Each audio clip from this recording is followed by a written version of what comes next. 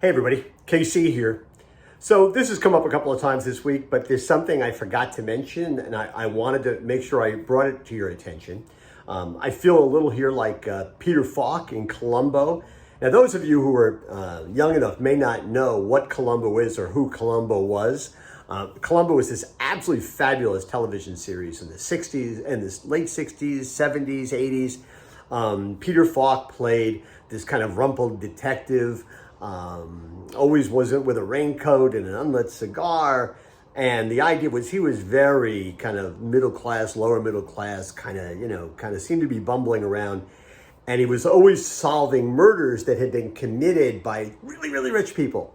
And the thing about Columbo that made it interesting was that we always saw the murder took place. We never, it was never a whodunit. It was always, how's he going to figure out how he did it kind of thing. Because Columbo would figure out pretty quickly, oh no, it was that guy. It was Robert Culp or Jack Cassidy or Leonard Nimoy or William Shatner or, Patrick McGowan. We always knew who the bad guy was. It was just, how is he going to get there and prove it, because these guys were committing what they thought would be perfect crimes, and they always underestimated Columbo. Anyway, I loved Columbo, always loved Columbo. I digress, in part, because during the pandemic, there were a bunch of stories about people who discovered Columbo for the first time, and it was the ultimate in comfort viewing it, because it had a little guy taking down a big guy. So anyway, but I digress.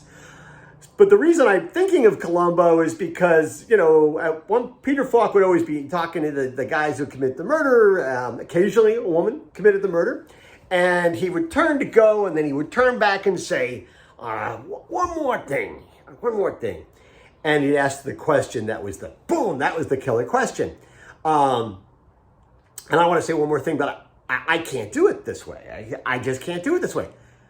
All right, I can do it now. I got a raincoat. I can do the whole Columbo thing. One more thing I meant to talk to you about, and this is about the analysis that Scott. I'm gonna stop. Anyway, Scott Moses did an analysis, right? And I pointed to it earlier this week, and it was about how there are so many fewer conventional stores in America right now than there were just 10 years ago. And the whole idea is this is going to change. And the thing that I forgot to mention to you that I really wanted to make sure I did was not the fact that, listen, 6 of the top 10 grocers in the United States are non-traditional stores.